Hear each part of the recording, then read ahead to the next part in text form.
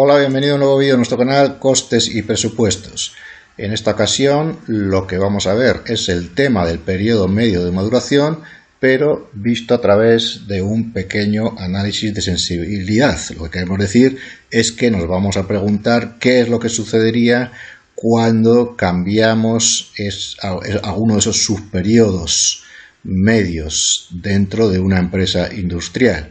Es decir, si en lugar de cobrar en un plazo determinado que me dicen que está haciendo la empresa, nos preguntamos qué sucedería cuando ese periodo de cobro cambia.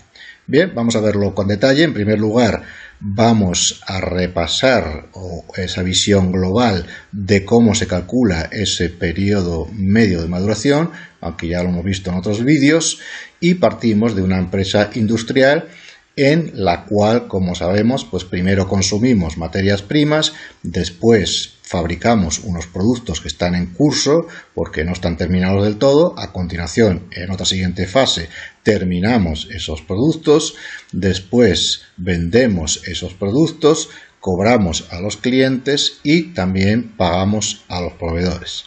A partir de estos ciclos o de estos subperiodos que llamamos, podemos calcular la rotación en cada uno de esos subperiodos.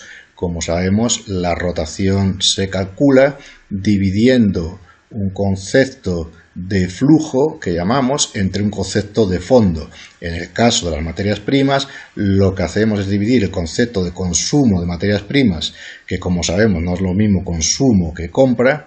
En este caso tenemos que partir del consumo, lo que se ha consumido de materias primas en ese proceso, dividido entre el saldo medio de materias primas. Como sabemos, el saldo medio son las iniciales más las finales entre 2, por lo tanto necesitamos esos dos datos, el dato de las iniciales de materias primas y el dato de las finales.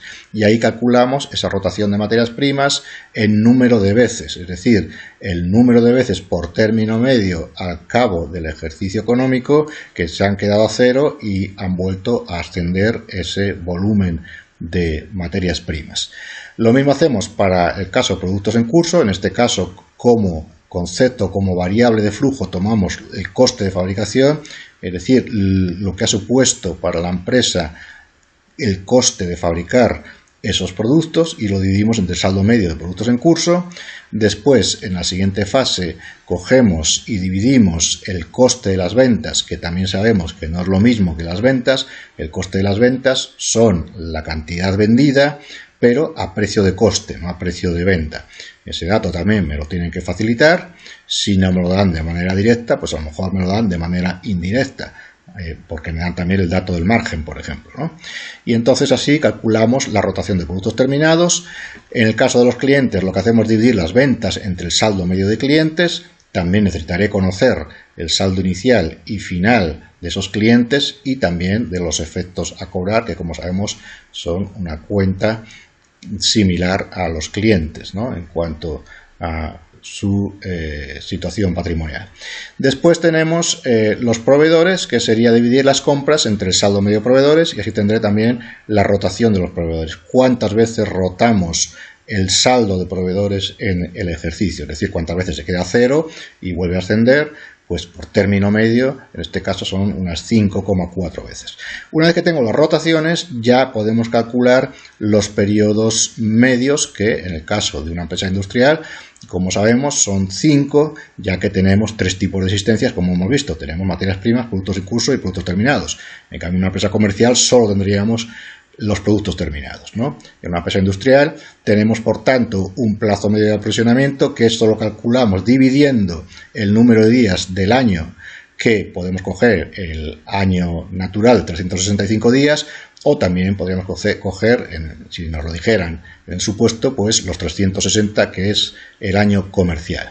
Y eso lo dividimos entre la rotación, y esta división lo que nos da al final pues son días de cada uno de esos subperiodos, es decir, los días que tardo en el caso de aprovisionamiento pues en consumir esas materias primas, el plazo medio de fabricación, los días que tardo en fabricar esos productos en curso, el plazo medio de almacenamiento, dividiendo el número de días del año entre la rotación de productos terminados, obtendré los días que tardamos por término medio en almacenar esos productos terminados, después los días que tardo en cobrar y los días que tardo en pagar. Como sabemos, los días que tardo en pagar, eso funciona en sentido contrario, es decir, lo que hago es restarlo a el periodo total. Entonces, por un lado tengo el periodo de maduración económico, que es la suma de los 4 primeros subperiodos, y después, si quiero obtener el periodo medio de maduración financiero, lo que tengo que hacer es restar el plazo medio de pago que tengo con los proveedores. Esto, como sabemos, actúa en sentido contrario porque es al revés, es decir, cuanto más tarde en pagar a los proveedores, más me estoy financiando, ¿no? Y por tanto, por eso se resta, ya que el periodo medio de maduración lo que interesa es que sea lo menor posible. Entonces, cuanto más largo sea el periodo medio de pago, pues será más ventajoso para mí, me estaré financiando a través de los proveedores y por lo tanto más corto será el periodo medio de maduración financiero, que es lo que interesa al final, que sea lo más corto posible. Pues bien, viendo esta visión global, al final lo que vamos a hacer en este otro apartado, como hemos dicho, es hacer una simulación, que es la que tenemos aquí, en el sentido de que nos preguntamos qué pasaría si varían alguno de esos plazos o sus periodos en días, o más días o en menos días. Y la variable que vamos a determinar va a ser esos saldos finales que tenemos en cada uno de esas subetapas de ese proceso de fabricación, las que tenemos marcadas en amarillo. Dicho de otra forma, lo que nos vamos a preguntar es que si, por ejemplo, vamos a ver qué pasaría si en lugar de cobrar por término medio a 42 días, que es lo que está haciendo esta empresa, si cobrara, por ejemplo, por término medio a 60 días. Esto es muy similar a lo que hacíamos cuando calculábamos el capital circulante ideal, cuando en algún supuesto nos dan los periodos ideales de un determinado sector. Si recordáis, lo que hacíamos era hacer el proceso que hemos visto antes al revés, es decir, a partir de ahí calculábamos los datos del balance del activo corriente y del pasivo corriente, las masas de balance como quedarían. Pues el proceso es similar a lo que vamos a hacer ahora, pero en lugar de trabajar con esos datos ideales de un sector o los datos que me daba el supuesto, lo que hacemos es preguntarnos qué pasaría si la situación cambiara y en la empresa, en vez de cobrar a 42 días, pues cobrásemos a 60 días. Y como vemos, lo que hacemos es el proceso que hemos visto antes al revés, es decir, en primer lugar, calcularíamos la nueva rotación que habría de clientes, que es 6,808 veces, porque como vemos ahora ha cambiado el plazo de los días, ¿no? Y entonces la rotación que calculamos ahora sería, despejando esa rotación, sería dividir el número de días del año entre el plazo, entre este nuevo subperiodo o subplazo de 60 días. Y esto nos da una nueva rotación y a partir de esa nueva rotación despejamos ahora esta nueva variable que sería el saldo final de clientes que me quedaría en nuestro balance. Esto sale de despejar ese saldo final en la fórmula que me está uniendo a partir de la cual calculaba esa rotación. Tenemos aquí que la rotación era venta, saldo medio de clientes, teniendo en cuenta que el saldo medio es, como hemos visto antes, inicial más final entre 2. Pues de ahí esa fórmula despejamos ese saldo final de clientes con esta nueva rotación y obtenemos lo que sería la nueva masa o la nueva cantidad de esa cuenta de clientes que es de activo corriente. Lógicamente, si lo vemos desde un punto de vista lógico, si yo tardo en cobrar más a los clientes, quiere decir que la cuenta de clientes en mi balance será mayor, porque cuando cobro al cliente disminuye la cuenta de clientes. Yo hago tesorería a clientes, pero si no estoy cobrando al cliente no está disminuyendo, sino que va a ser mayor que la que tenía con un periodo de cobro menor. Es decir, cuando ampliamos el periodo de cobro a los clientes, en mi saldo final quedará un resto de esa cuenta de clientes mayor que lo que tenía antes. Y esto es lo que sucede ahora. Vemos cómo si aumento el plazo de cobro a los clientes de 42 días a 60, el nuevo saldo final que tendría en mi balance sería este de aquí. Bien, ¿esto qué significa? Que ha aumentado un 83% respecto a lo que tenía antes. La diferencia, esta diferencia que veo aquí de 35.068, son esa diferencia de ese saldo de clientes mayor sobre la que tenía antes. Vemos que si nos fijamos en lo que son lo que llamamos necesidades operativas de fondos, vemos que han aumentado. Y esto significa, como sabemos, que esas necesidades operativas de fondos hay que financiarlas. Es decir, habrá una contrapartida en mi pasivo que tendré que financiar. Se ha incrementado ese activo corriente y eso hay que financiarlo. Una forma de financiarlo, como vemos aquí, sería vendiendo más. Es decir, para compensar ese aumento del saldo de clientes que está afectando aquí a este denominador, pues tendré que compensarlo, o una de las formas será vendiendo más para volver a compensar esa nueva situación, ¿no? Y que la rotación fuera igual que antes, por ejemplo, ¿no? Y entonces lo que vemos aquí, estos valores, es simular cómo podría compensar eso a través de esa variable que llamamos de flujo, que es el numerador de las rotaciones.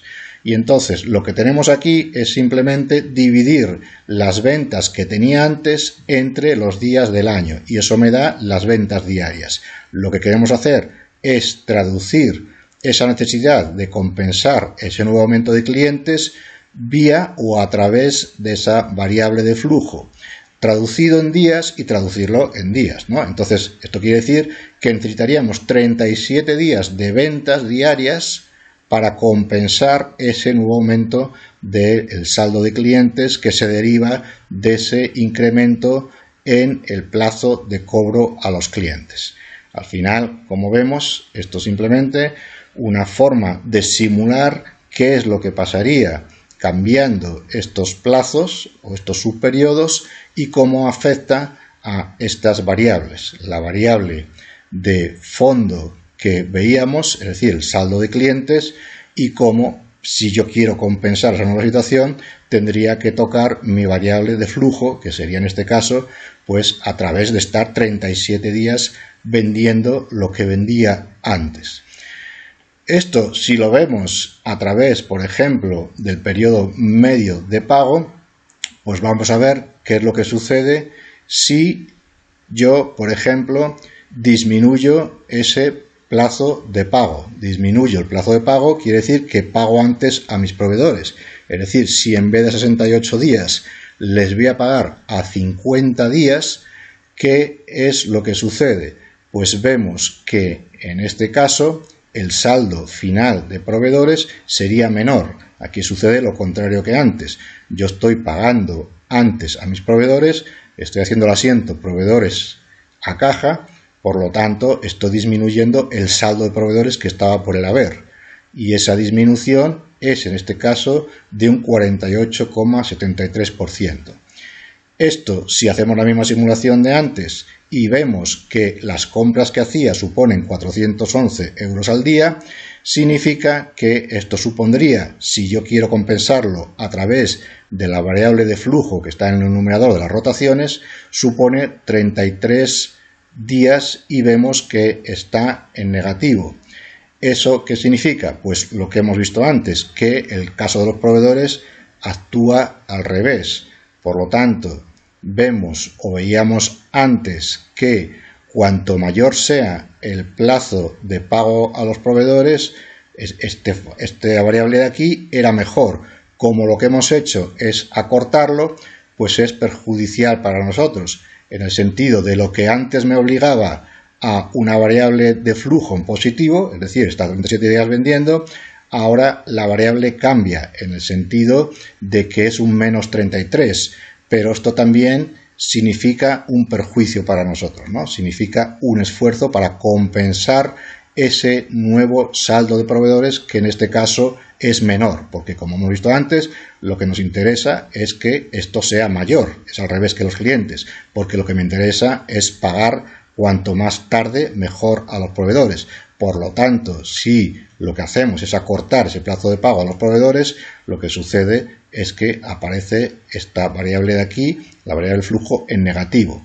Si lo que hago es alargar el plazo a los proveedores, en este caso vemos que sería beneficioso. Si yo les pago a 90 días, esto lo que hace, o lo que deducimos, es que vemos que necesitaría 41 días más de la variable compras para compensar esa nueva situación en la variable de proveedores.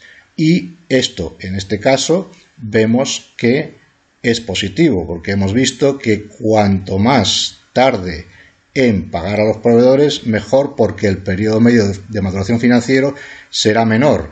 Aquí lo vemos cómo estamos acortando ese periodo medio de maduración financiero cada vez que yo tarde más en pagar a los proveedores. Por lo tanto, esta sería la nueva situación. Si lo vemos a través del fondo, las necesidades del fondo de maniobra, vemos que cuanto más tarde en pagar a los proveedores, vamos a ver esta variable de aquí, que es la variación de necesidades operativas de fondos, vemos que cuanto más tardo en pagar a los proveedores, vemos que la variación de necesidades operativas de fondos es menor.